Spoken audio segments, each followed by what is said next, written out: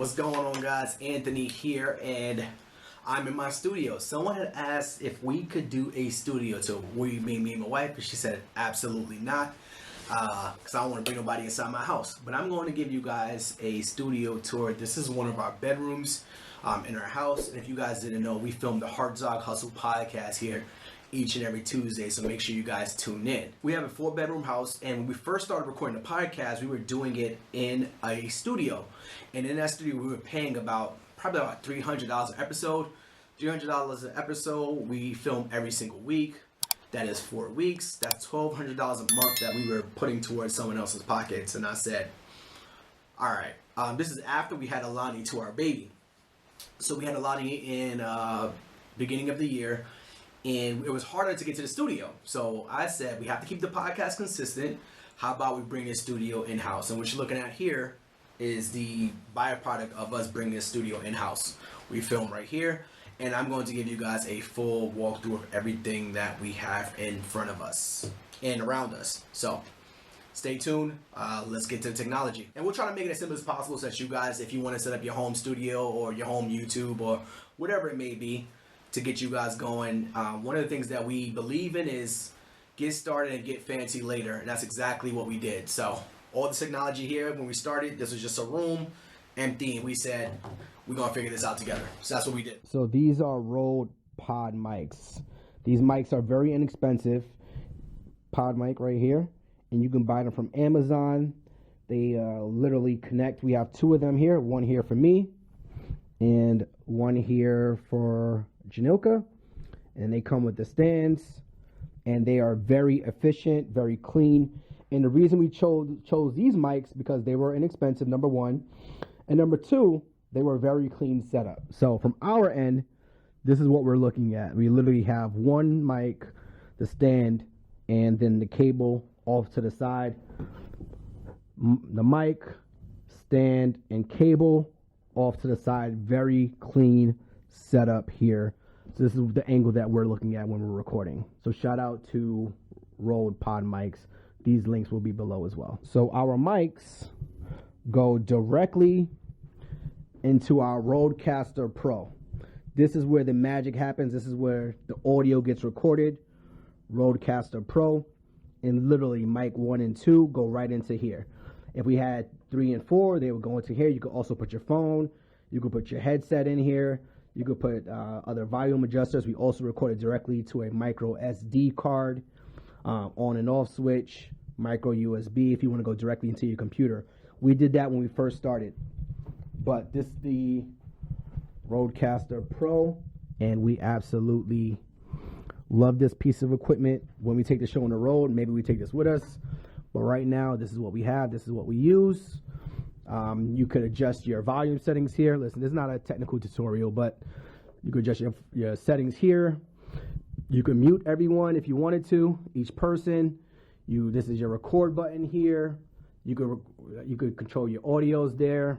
It tells you your volumes as you're actually talking to the mic. So as I hit Janoka's mic, you see the volume going up. You could put also sounds in here if you wanted. I don't have any sounds in here, but just kind of let you guys know the power of the Rodecaster Pro. So now, that was the audio. Now the video. As you can see, I have a pretty clear video. When we first started, we only had one camera, the Canon EOS M50. This is the only angle we started with, just us 2 here. Now we have 3 cameras. So we got a camera to my left, which is your right, and a camera to my right, which is your left. And now we got 3 angles. One for the middle facing us. We got one facing Janoka, and we got one facing me on this side. So we got 3 cameras, Canon EOS M50. And I'm going to show you guys what that looks like now. Very inexpensive camera. So this right here is the Canon EOS M50. I'm literally recording you on one and showing you one. So EOS M50, absolutely love it. The quality is clear, as you can see. I'm going to show you what it looks like from our end when we're recording. So this is how it looks when we're recording. So we got our angles here, and now we got 3 of them. We got the middle stand here, and we got the other stand there, and this is what it looks like when we're recording on our side. This is the Canon EOS Mark II. You guys get the point, right? EOS, there we go. Mark II. M50. Very efficient camera. It's about a $500-$600 camera. And so yeah, like we said, we got our 2 mics. Boom. We got our camera angle 1, camera angle 2, and camera angle 3. And both of us sitting here. So that's our audio setup. This is our video setup. Each of them have their own power cable so that we never have to worry about getting power. So they're all connected to power strips, AC adapter strips here. These are being Amazon linked too. So we never have to worry about power. So they're always plugged in the entire time. We don't have to stop and do another takes because they're always powered up. So we got the audio, we got the video, we gotta talk about the lighting. The lighting is something that's very tricky even to this day. Up until even today, I'm Googling other things, how to improve the lighting. And I'm going to show you our 3 light setup. Very inexpensive. We got 3 lights here. So we got 3 cameras, we got 3 lights. Same setup as the cameras. To the left, to the right, or to your right, to your left, and right in the middle. And we're still working on a setup for the cameras, but right now this is what works. It does take me some time to get these lights kind of accurate and in proportion, but it works for right now. It gets the job done. Remember, we'd rather you get started and get fancy later at the end of the day. So we got audio, we got our mics. This is what our camera looks like while we're recording. So remember, we said we're sitting right here. The camera that's normally right there, I have it. We usually have our overhead light here. This lights both of us. And then I normally have a light on me. And Janilka has a light on her as well. That's normally closer and facing her. But that's our 3 light setup. And the reason it is taller is because when we first started, we had the lights a lot lower. Meaning they were like literally on us. But it created a harsh shadow in the background here. So after Googling, it said put your lights above. It puts more light on your face directly and less shadow in the background. So that has been extremely helpful. This is a GVM, great video maker light. I'm trying to see if I can get it for you guys. GVM A668ORS. We got 2 of these, so we got one here and we got one in the corner over there. Same light, comes with the stand, very efficient. You set up. It also has some adjustments if you want to make it lower. If you want to make it brighter, if you want to change the shade of it, you see how it's orange now. You want to make it more light outside. They have some great tools on the back so that you could fine tune your actual lighting settings, more for daylight, more for night, more for evening, but very efficient lighting setup here. Next light is the newer ring light. It's literally called newer ring light. This is what we use for years to record our content. But this is an older stand. It's kind of flimsy at this point, but it gets the job done. And it literally records us. And then we have our other light in the corner here. Same exact light in that left corner there. So I do want to talk about lighting for a quick second because it's very important that you control the narrative when it comes to your light. So we record a lot of our podcasts during the day and sometimes into the evening. And if you just rely on natural light, you may be like, this is a small room, why do you have 3 lights? Well, if you control your narrative of your light, you can film in any sorts of conditions. So we can film in the day, you can film at night, and you guys would never know. So during the day, if we're recording and the sun goes down and we're relying on the light, now our podcast is screwed. This is why we record with 3 lights. I'm going to show you the importance of controlling your light situation right now. So we also have blackout curtains. I'm going to show you guys those. And those are closed every single time we're recording and the lights are on. So in the daytime or night, it's always closed, especially to control the lighting. So this is the magic trick right here. This is how you control the lights. Our blackout curtains that we have here, literally got them from Amazon or Home Goods or something, but they literally control the light. And we have our fixture up there to control the light that comes in. So these are closed all the time. So I'm going to show you the difference during the day and during night so you can see how it looks right now. So even during the day, it is absolutely pitch black in here because of our blackout curtains. They do a heck of a job keeping the light out. So when we turn the lights on, you can't tell if it's day or night. This is why we record. If we record during the day, it doesn't matter because we are managing the lights. And when we record at night, it doesn't matter either.